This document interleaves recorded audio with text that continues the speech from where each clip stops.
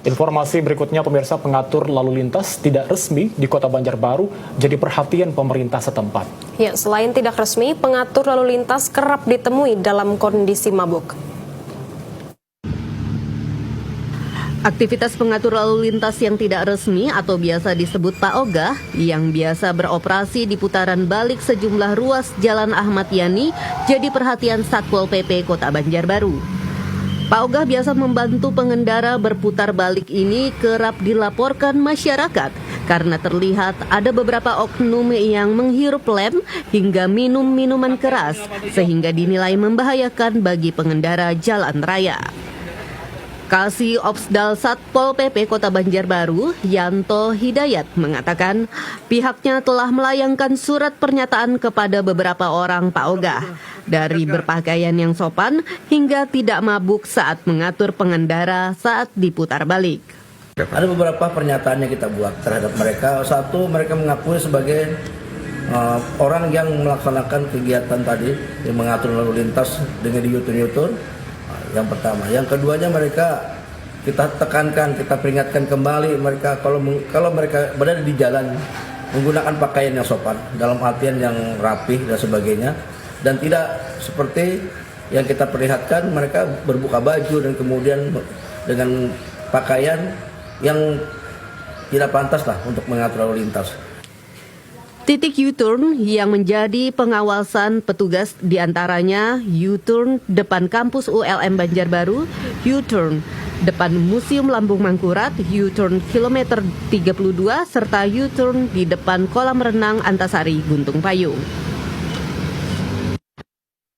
Pada hari ini, hari Jumat yang penuh berkah, ulun menandatangani merubah peraturan Wali Kota Banjarmasin terkait perubahan tarif parkir Rp3.000 menjadi Rp2.000.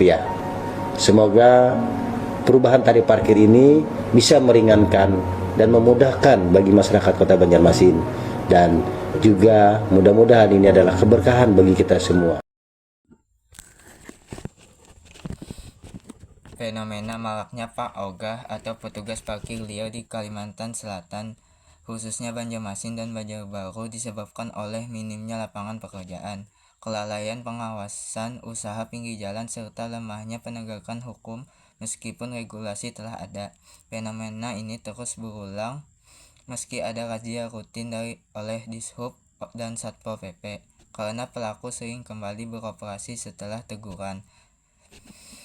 Penyebab utama maraknya Pak Ogah: kurangnya lapangan pekerjaan formal mendorong warga kurang mampu menjadi juru parkir liar, terutama di kawasan yang ramai seperti depan kafe, warung makan, dan persimpangan jalan yang kurangnya ruang parkir resmi. Pemilik usaha sering diam-diam memanfaatkan parkir liar di bahu jalan untuk menampung pengunjung, karena lahan parkir mereka terbatas, sehingga mengganggu lalu lintas dan menimbulkan kemacetan. Selain itu, tarif parkir sering melebihi batas peraturan daerah, bisa mencapai Rp5.000 sampai Rp10.000 per kendaraan, yang menguntungkan pelaku namun merugikan masyarakat. Kalimantan Selatan memiliki peraturan daerah tingkat kota atau kabupaten yang mengatur parkir, seperti Peraturan Daerah Kota Banjarmasin Nomor 8 Tahun 2011, JO Nomor 2 Tahun 2016 tentang retribusi pelayanan parkir di tepi jalan umum dan tempat khusus, yang menetapkan tarif maksimal Rp2.000 untuk roda 2 dan Rp 3.000 sampai Rp10.000 untuk 4 roda, tergantung jenis kendaraan. Di Banjarbaru, Peraturan Daerah Nomor 6 Tahun 2014 tentang Ketertiban Umum melarang pengaturan lalu lintas ilegal dengan ancaman pidana kurungan 6 bulan atau denda Rp50 juta. Sementara Peraturan Daerah Nomor 1 Tahun 2019 mengatur pengelolaan perparkiran resmi. Tidak adanya peraturan daerah provinsi Kalsel khusus parkir, sehingga penegakannya bergantung pada tingkat kabupaten atau kota, dengan sanksi teguran, gembok, hingga derek. Dinas Perhubungan Banjarmasin dan Banjarbaru rutin razia seperti diatur 24 lokasi pada tahun 2023 dan 18 lokasi pada tahun 2024 dengan pelatihan dan titipkan ke Dinas Sosial untuk mencari kerja alternatif. Pada tahun 2025, rencana wali kota baru memberikan sanksi tegas seperti pengempesan larangan untuk parkir sembarangan. Namun pelaku bandel karena razia sporadis dan kurang koordinasi dengan polisi. Keluhan warga soal kata kasar dan pemaksaan dari Pak Oga sering muncul, namun penertiban gagal total karena tidak ada program pemberdayaan ekonomi berkelanjutan. Solusi hukum dan kebijakan: perkuat penyelenggaraan peraturan daerah dengan lelang lokasi parkir resmi dan bagi hasil retribusi untuk menciptakan juru parkir legal. Integrasikan sanksi pidana ringan dengan pelatihan vokasi via dinas sosial serta wajibkan usaha penyediaan parkir sendiri gratis untuk menghilangkan juru parkir liar. Koordinasi provinsi sampai tingkat kabupaten memerlukan peraturan daerah bersama untuk standar tarif dan pengawasan terpadu mencegah kekambuhan di Kalimantan Selatan.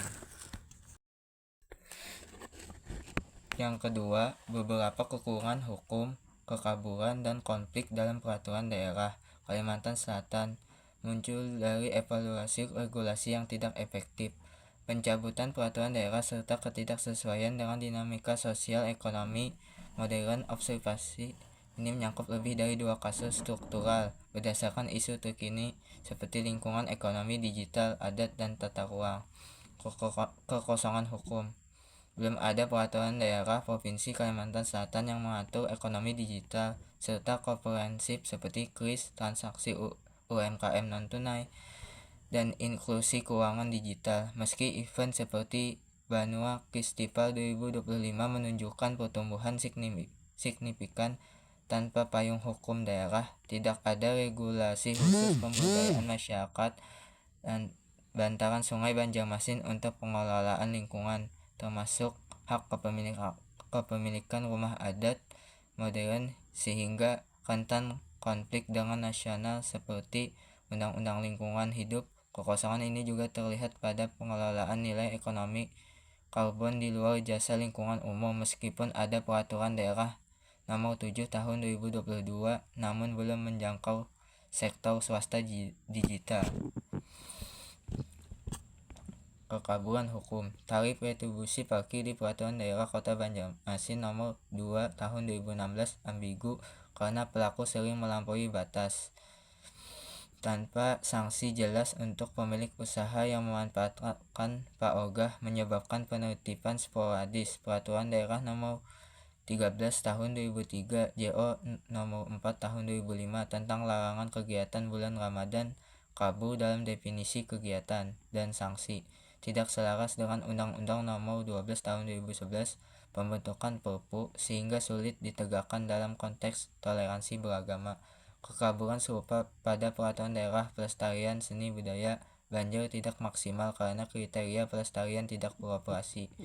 Konflik antar aturan: Peraturan Daerah Kota Banjarmasin dicabut seperti nomor 2 tahun 2021 Penataan Daerah dan nomor 27 tahun 2024 Dewan Kelurahan karena tumpang tindih dengan perwali, menimbulkan konflik hierarki dan hilangnya legitimasi penegakan.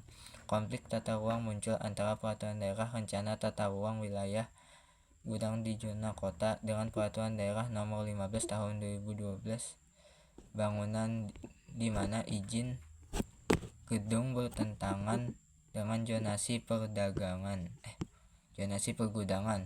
Peraturan daerah lama seperti penegakan kebakaran lahan tidak efektif karena konflik dengan Peraturan Daerah Lingkungan nomor 2 tahun 2017 tanpa harmonisasi RPJMD 2025 sampai 2029. Dampak: celah ini menyebabkan penegakan lemah, seperti 5 laporan Ombudsman tahun 2021 soal peraturan daerah tumpul dan berpotensi konflik sosial ekonomi. Harmonisasi Ramperda melalui Kemenkum diperlukan untuk menutup kekosongan, klarifikasi ambiguitas, dan resolusi konflik. Dengan inventarisasi ulang peraturan daerah tidak efektif, prioritaskan peraturan daerah baru untuk ekonomi digital dan sungai adat agar menyelaraskan undang-undang pemerintahan daerah.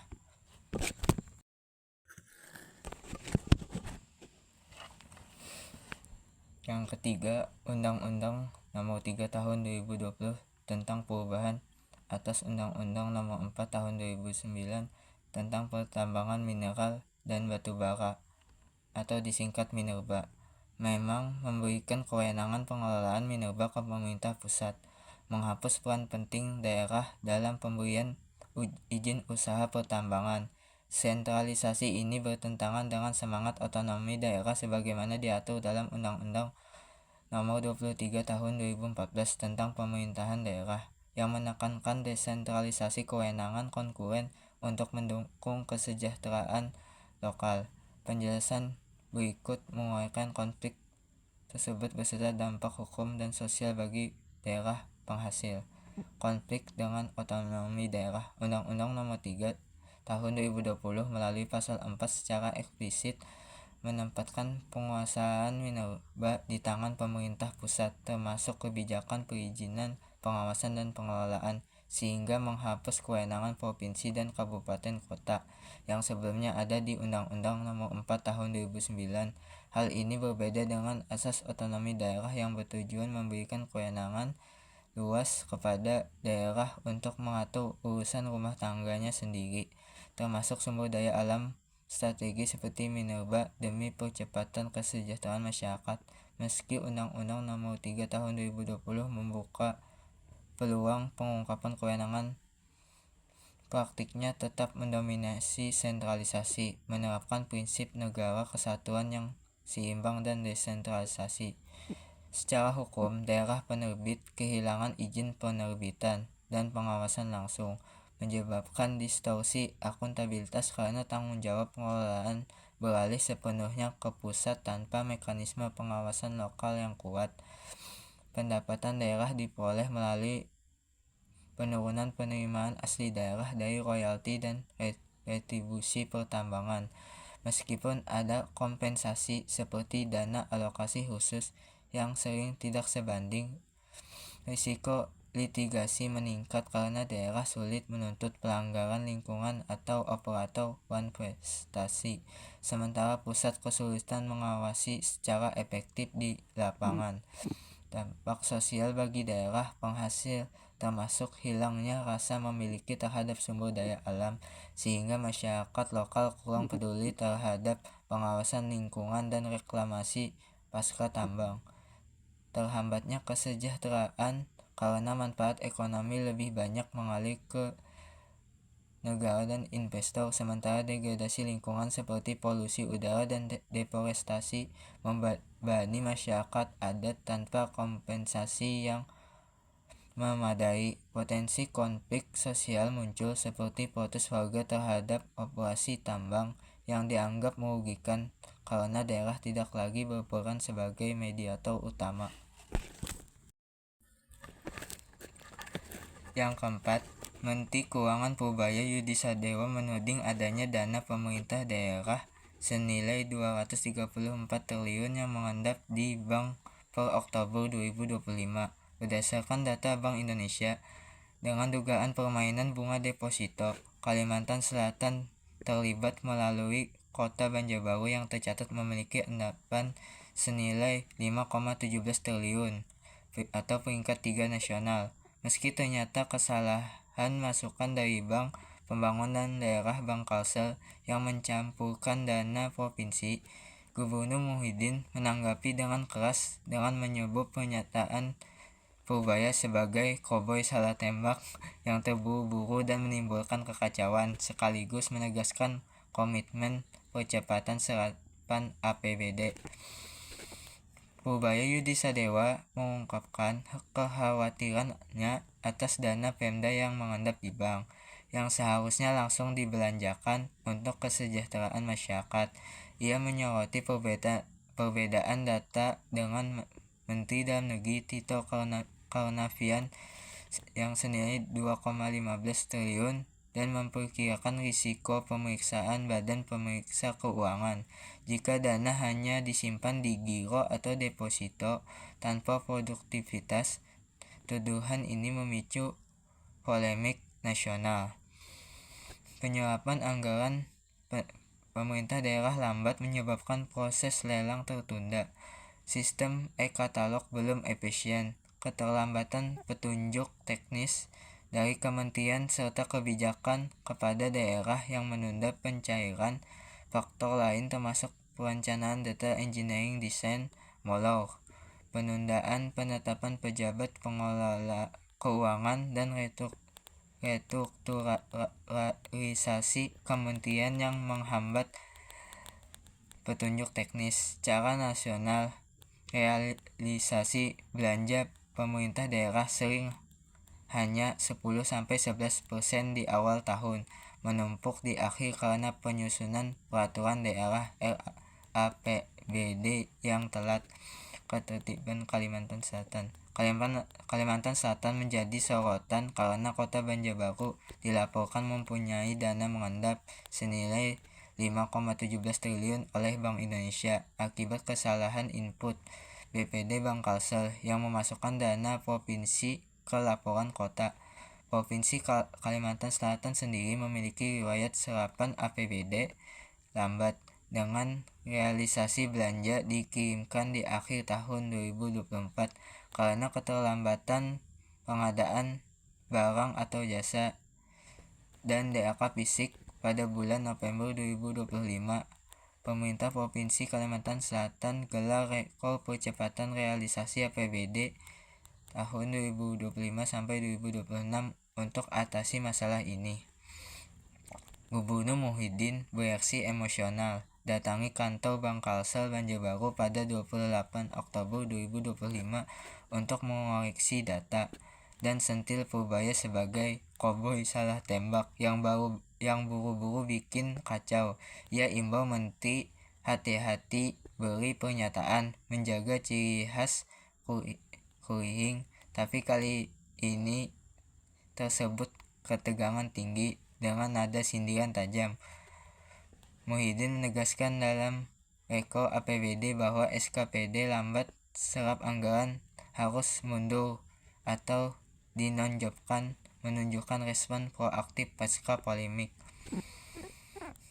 Lambatnya serapan anggaran sebabkan dana tak berputar, hambat pertumbuhan ekonomi daerah.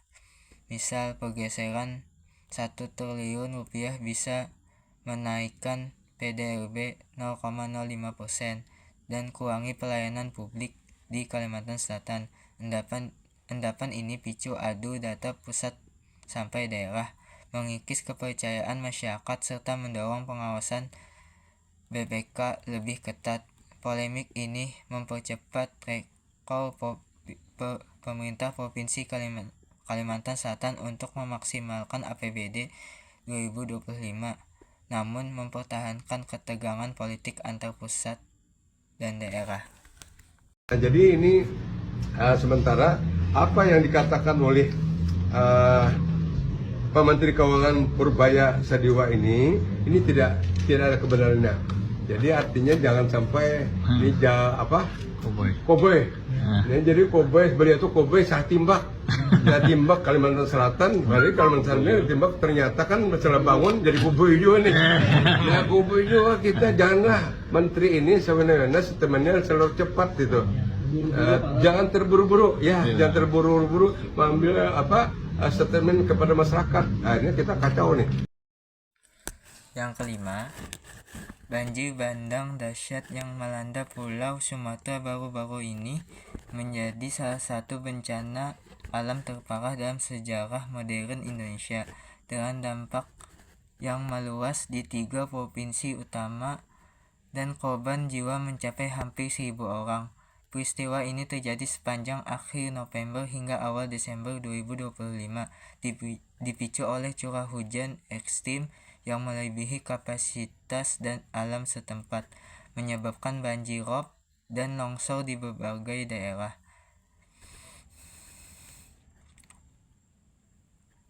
Bencana paling parah di Aceh, Sumatera Utara, dan Sumatera Barat yang menjadi pusat pengamatan nasional. Di Aceh, kabupaten seperti Aceh Selatan, Aceh Tenggara, dan Pidi Jaya mengalami longsor masif yang melanda pemukiman dengan ratusan desa terendam air setinggi 5-10 meter. Sumatera Utara mencatat kerusakan di Langkat, Tapanuli Tengah, Tapanuli Selatan, dan Kota Sibolga, di mana jalan nasional seperti Medan sampai Binjai terhenti total akibat longsor dan sedimentasi sungai. Sementara di Sumatera Barat, daerah Padang Pariaman, pesisir selatan, serta Kota Padang terdampak banjir bandang dari Sungai Batang Kurani dan Anau yang menghancurkan infrastruktur vital seperti jembatan dan rumah sakit. Secara keseluruhan, lebih dari 500 desa di 20 kabupaten atau kota terdampak. Pengungsi mencapai puncak 894.000 jiwa sebelum evakuasi darurat yang dilakukan oleh Badan Nasional Penanggulangan Bencana dan TNI. Korban jiwa terus bertambah seiring verifikasi Basarnas dan BNPB. Awalnya 442 orang meninggal per akhir November, naik menjadi 969 jiwa pada 10 Desember. 391 di Aceh, 340 di Sumatera Utara, dan 238 di Sumatera Barat, dan mencapai 990 jiwa per 12 Desember. Ditambah 218 orang hilang serta ribuan luka-luka serius. Kerugian material diperkirakan triliunan rupiah, termasuk kehancuran 15.000 rumah, 200 sekolah, dan lahan pertanian seluas ribuan hektar yang mengganggu pasokan pangan regional. Dampak sosial fisiologis juga masif, dengan anak-anak dan lansia paling rentan. Sementara wabah penyakit pasca banjir menjadi ancaman baru di posko pengungsian. Angka ini lebih tinggi dari banjir sebelumnya karena kombinasi banjir dan longsor yang simultan. BMKG mengidentifikasi curah hujan ekstrim sebagai pemicu primer, di mana hujan bulanan tumpah dalam 20-48 jam mencapai 5.000 sampai 800 mm per hari di wilayah pegunungan Sumatera, melebihi daya serap tanah.